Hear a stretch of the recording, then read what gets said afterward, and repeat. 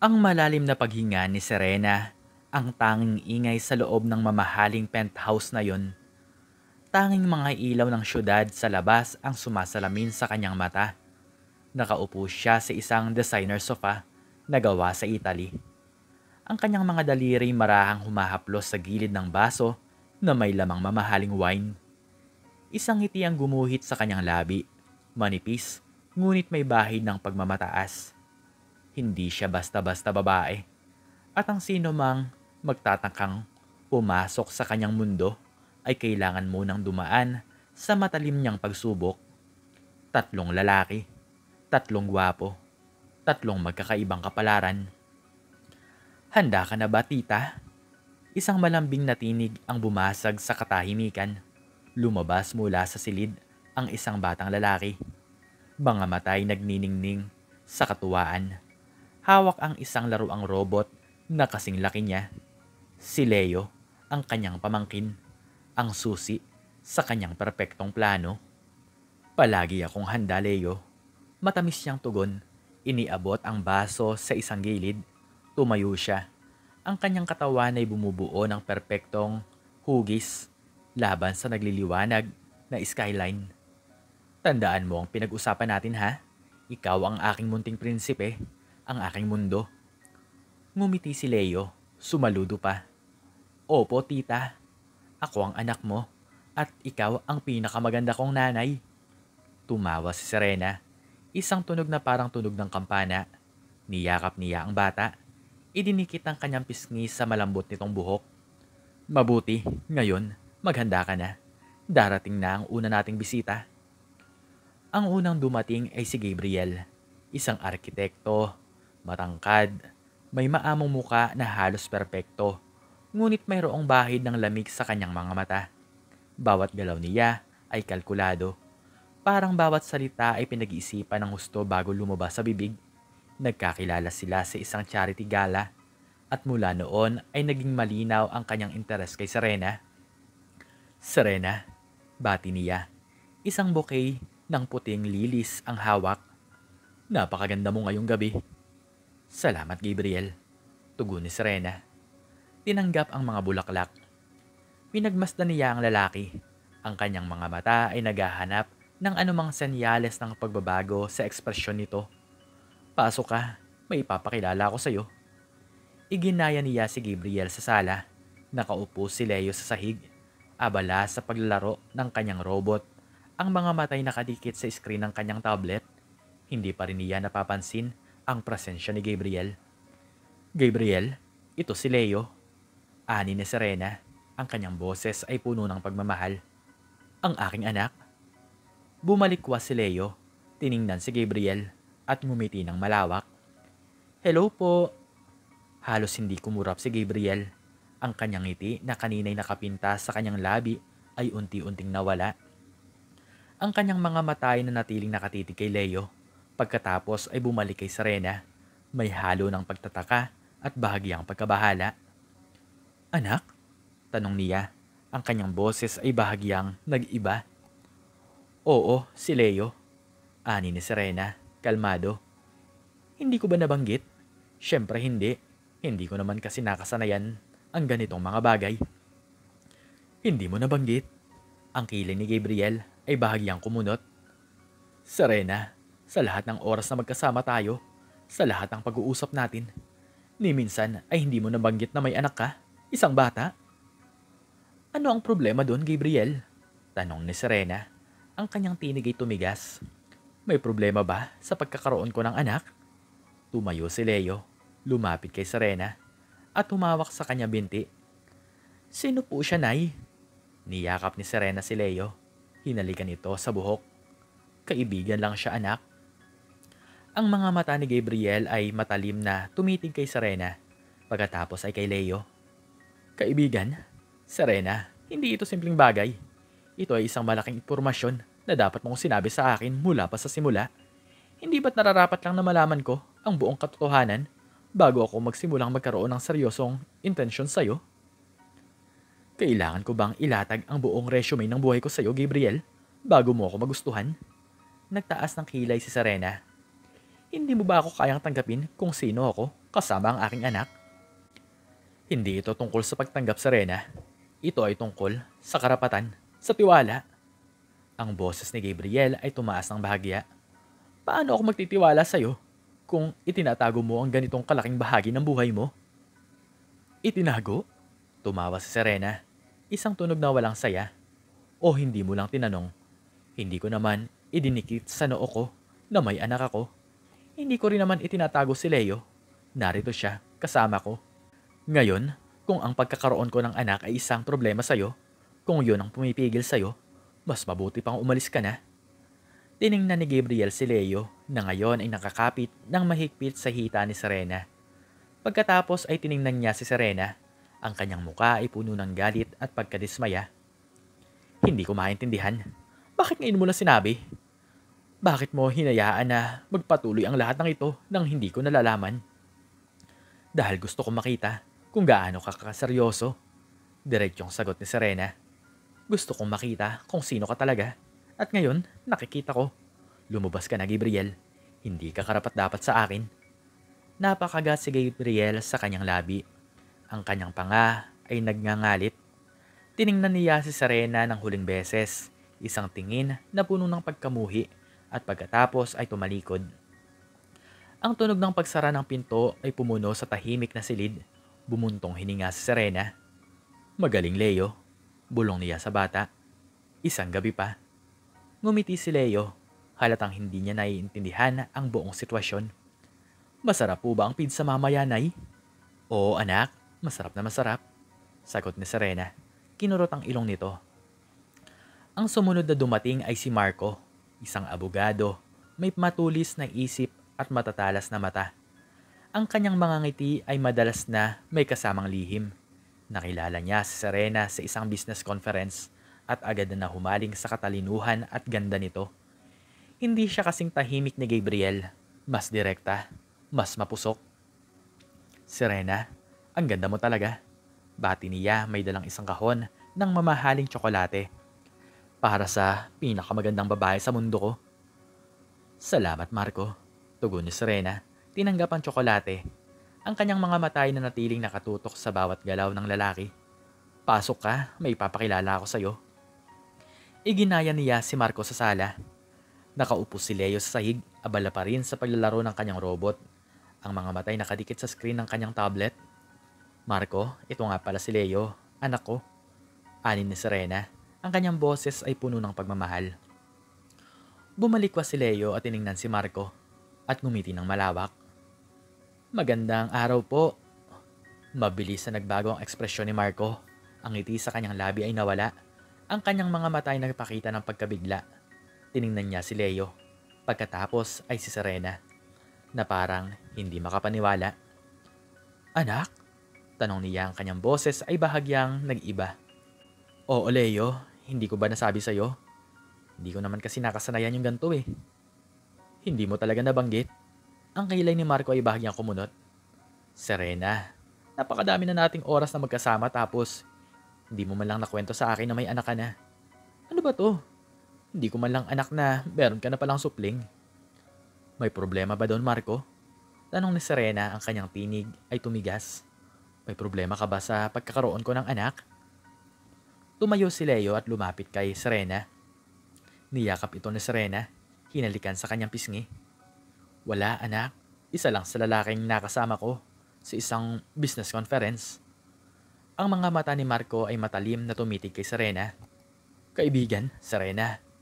Hindi ito simpleng bagay. Hindi ko naman alam na may anak ka na. Ibig kong sabihin, hindi ito ang litrato na nakikita ko sa'yo. Hindi ka naman mukhang may anak. Ano? Litrato? Tumawa si Serena. Anong ibig mong sabihin? Ibig kong sabihin, Serena, ikaw ay isang babaeng may karera, may layunin. Ang pagkakaroon ng anak ay isang komplikasyon. Hindi ko sinasabing masama pero iba ito sa inaasahan ko. Umiling si Marco. Hindi ko alam kung handa ako para dito. Ang pagkakaroon ng anak ay isang malaking responsibilidad. Hindi ito tugma sa mga plano ko para sa ating dalawa. Mga plano mo? Nagtaas ng kilay si Serena. At ano naman ang mga plano mo, Marco? Ang magkaroon ng isang trophy wife na walang ibang ginawa kundi ang maging perpekto sa mata ng lipunan? Isang babaeng walang bahid, walang nakaraan, walang responsibilidad. Hindi naman sa ganon, Serena. Mabilis na tugon ni Marco. Gusto ko lang ng isang simpleng buhay. Isang buhay na walang pabigat. At ang pagkakaroon ng anak, lalo na sa ganitong edad ay... Ano? Pabigat? Tumawa si Serena. Isang tunog ng parang basag na salamin. Pabigat ang anak ko? Marco, lumabas ka na. Di ka karapat dapat sa akin. Wala kang kwenta. At lalong hindi ka karapat dapat sa anak ko. Napakagat si Marco sa kanyang labi. Ang kanyang panga ay nagngangalit. Tiningnan niya si Serena sa huling beses. Isang tingin na puno ng pagkadismaya. At pagkatapos ay tumalikod. Ang tunog ng pagsara ng pinto ay pumuno sa tahimik na silid. Bumuntong hininga si Serena. Magaling, Leo. Bulong niya sa bata. Isang gabi pa. Ngumiti si Leo. Halatang hindi niya naiintindihan ang buong sitwasyon. Ang huling dumating ay si Rafael. Isang artist, may malalim na pag-iisip at matinding pagmamahal sa buhay. Ang kanyang mga mata ay laging puno ng pag-unawa at pagtanggap. Nagkakilala sila sa isang art exhibit at agad na nagkaroon ng koneksyon. Hindi siya kasing gwapo, hindi siya kasing yaman ng dalawa, ngunit ang kanyang mga salita ay mas mayaman kaysa sa anumang kayamanan. Serena, para sa'yo, naalala ko ang sinabi mong paborito mong sunset. Bati niya. May dalang isang maliit na ipinintang larawan ng isang sunset. Rafael, salamat napakaganda naman ito. Ani ni Serena, tinanggap ang larawan. Ang kanyang mga mata ay nanatiling nakatutok sa bawat galaw ng lalaki. Iginaya niya si Rafael sa sala. Nakaupo si Leo sa sahig at abala pa rin sa paglalaro. Rafael, ito nga pala si Leo, anak ko. Ani ni Serena, ang kanyang boses ay puno ng pagmamahal. Bumalikwas si Leo at tiningnan si Rafael at ngumiti ito ng malawak. Hello po, magandang araw po sa inyo. Ang ngiti ni Rafael ay lumawak. Lumuhod siya sa harapan ni Leo. Ang kanyang mga mata ay puno ng paghanga. Hello, Leo. Ang galing naman ng robot mo. Ikaw ba ang gumawa niyan? Nagulat si Serena. Hindi niya inaasahan ang ganitong reaksyon. Hindi po. Binili po ni nanay. Sagot ni Leo at nahihiya. Tumawa si Rafael. Ganun ba? Pero ang galing mo pa rin maglaro. Anong pangalan ng robot mo? Habang abala si Rafael sa pakikipag-usap kay Leo, tinitingnan ni Serena ang lalaki. Walang pagkabigla, walang pagkadismaya, walang anumang bahid ng pagtutol, tanging pagtanggap at kagalakan. Serena, hindi mo man lang nabanggit na may anak ka na pala. Ani ni Rafael, tumayo at tumingin kay Serena. Ang kanyang mga mata ay puno ng pag-unawa. Pero ayos lang, masaya akong makilala ko si Leo. Ayos lang? Tanong ni Serena, hindi makapaniwala. Hindi ka ba nagulat? Hindi ka ba nagalit na hindi ko sinabi sa'yo? Bakit naman ako magagalit? Tanong ni Rafael at ngumiti. Ang importante ay narito ka, Serena. At narito si Leo. Ang nakaraan mo ay bahagi ng kung sino ka ngayon. At kung ang nakaraan mo ay kasama si Leo, masaya akong tanggapin yon. Napakunot ang noo ni Serena. Hindi niya inaasahan ang ganitong reaksyon.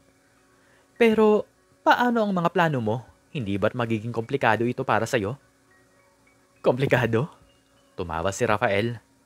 Ang pagmamahal ay hindi komplikado, Serena. Ang pagmamahal ay pagtanggap. Ang pagmamahal ay pag-unawa. At kung mahal kita, mahal ko rin ang lahat ng bahagi ng buhay mo, kasama si Leo. Lumapit si Rafael kay Serena. Hinawakan ang kanyang kamay. Ang kanyang mga mata ay puno ng sinseridad. Serena, hindi ko kailangan ng isang perpektong babae. Kailangan ko ng isang babaeng totoo, isang babaeng may puso. At kung ang puso mo ay nakaugnay kay Leo, masaya akong maging bahagi ng mundo niyong dalawa. Naramdaman ni Serena ang pag-init ng kanyang mga mata. Hindi niya inaasahan ang ganitong damdamin. Ang kanyang plano, ang kanyang pagsubok ay unti-unting nawala ng saysay sa harap ng sinseridad ni Rafael. Rafael, bulong niya. Ang kanyang boses ay bahagyang nanginginig. Hindi mo naiintindihan. Ano ang hindi ko naiintindihan, Serena? Sabihin mo sa akin, handa akong makinig. Tanong ni Rafael. Ang kanyang mga mata ay puno ng pag-unawa. Bumuntong hininga si Serena. Tiningnan niya si Leo, na ngayon ay abala na ulit sa paglalaro ng kanyang robot. Pagkatapos ay tiningnan niya si Rafael, ang lalaking naghirap sa kanyang puso. Hindi ko anak si Leo. Diretsong sabi ni Serena. Pamangkin ko siya. Ang lahat ng ito ay pagsubok lamang. Nagulat si Rafael, ang kanyang ngiti ay bahagyang nawala at ang kanyang mga mata ay nagpakita ng pagtataka. Isang pagsubok? Oo, isang pagsubok. Ulit ni Serena. Ang kanyang boses ay puno ng pagsisisi. Gusto kong malaman kung sino sa inyong tatlo ang tunay na nagmamahal sa akin. Kung sino ang handang tanggapin ako, kasama ang aking nakaraan, kasama ang aking responsibilidad. Ang dalawa, umalis. Ikaw lang ang nanatili. Umupo si Rafael sa sofa, ang kanyang mga mata ay nakatitig kay Serena. Kaya pala ang lahat ng yun. Pero bakit, Serena? Bakit kailangan mo pang gawin ng mga to? Dahil ayaw ko nang masaktan, Rafael. Sagot ni Serena. Ang kanyang boses ay halos pabulong. Maraming beses na akong nasaktan. Maraming beses na akong iniwan dahil hindi ako perpekto. Gusto ko malaman kung sino ang tunay na magmamahal sa akin. Hindi lang sa aking ganda o sa aking kayamanan. Tiningnan ni Rafael si Serena. Ang kanyang mga mata ay puno ng pag-unawa. Naiintindihan ko pero sana, Serena, hindi mo na kailangan pang gawin ng ganitong mga bagay. Ang pagmamahal ay hindi kailangan ng pagsubok. Ang pagmamahal ay kailangan ng tiwala. At sana magtiwala ka sa akin. Nagtitiwala ako sa iyo. Ani ni Serena. Lumapit kay Rafael at umupo sa tabi nito. Nagtiwala ako sa iyo, Rafael, at ngayon nakikita ko na hindi ako nagkamali. Ngumiti si Rafael, hinawakan ang kamay ni Serena. Kaya pala pakiramdam ko ay may kakaiba sa iyo. Pero kahit na ganun, hindi nagbago ang nararamdaman ko para sa iyo. Salamat, Rafael. Bulong ni Serena. Ang kanyang mga mata ay puno ng luha. Salamat sa pagtanggap. Salamat sa pagmamahal. Walang anuman, Serena. Tugon ni Rafael. Hinaplos ang kanyang pisngi. Mahal kita at handa akong tanggapin ang lahat ng bahagi ng buhay mo. Kasama si Leo na akala ko ay anak mo. Ngayon, masaya akong malaman na pamangkin mo pala siya. Pero kahit na ganun, handa akong maging ama niya kung sakali. Niyakap ni Serena si Rafael ng mahigpit. Ang kanyang mga luha ay dumadaloy sa pisngi nito. Sa wakas, natagpuan niya ang lalaking tunay na magmamahal sa kanya. Ang lalaking handang tanggapin siya kung sino siya. Kasama ang kanyang nakaraan, kasama ang kanyang mga responsibilidad. Ang lalaking hindi nangangailangan ng pagsubok, ngunit nagpasa pa rin sa pinakamahirap na pagsubok ng kanyang buhay. Mahal din kita, Rafael. Mahal na mahal, bulong ni Serena. Ang huling bahagi ng gabi ay puno ng tawanan at kwentuhan. Ipinaliwanag ni Serena kay Rafael ang lahat ng detalye ng kanyang plano at sa bawat kwento tumatawa lang si Rafael. Si Leo naman ay masayang masaya sa kanyang bagong kaibigan na ngayon ay kasama na niya sa paglalaro ng kanyang robot. Ang pizza ay dumating at ang tatlo ay masayang kumain. Ang kanilang mga puso ay puno ng pagmamahal at pag-asa. Hindi na kailangan ni Serena ng pagsubok. Natagpuan niya ang pag-ibig na kanyang hinahanap. Ang pag-ibig na tunay, tapat at walang pasubali. At sa wakas, nahanap niya ang kapayapaan sa kanyang puso. Ang kapayapaan na matagal na niyang hinahanap. Ang kanyang pagmamataas ay unti-unting nawala. Napalitan ng pagpapakumbaba at pasasalamat. Si Rafael, ang kanyang tunay na premyo, ang kanyang tunay na pag-iibig, ang kanyang tunay na tahanan. Salamat po, tita, ani ni Leo humikab. Masaya po ako sa ginawa po nating laro. Ngumiti si Serena. Hinalikan si Leo sa noo. Salamat din, anak, pamangkin. Ikaw ang aking munting anghel. Tiningnan ni Rafael si Serena. Ang kanyang mga mata ay puno ng pagmamahal. Ngayon, wala na tayong itatago, Serena. Ang lahat ay malinaw. Ang lahat ay totoo. At sa loob ng mamahaling penthouse na yon, sa ilalim ng nagliliwanag ng mga ilaw ng syudad, natagpuan ni Serena ang kanyang sariling happy ending. Hindi sa isang perpektong lalaki, kundi sa isang lalaking handang tanggapin ang kanyang pagiging hindi perpekto. Ang kanyang pagsubok ay nagtapos, ngunit ang kanyang pag-ibig ay nagsisimula pa lamang. At hanggang dito na lamang po nagtatapos ang aking istorya at sana po ay nagustuhan nyo ito. Please like, share, and subscribe and click the notification bell para palagi po kayong updated sa mga bago kong istorya. Muli ay maraming salamat po at God bless us all.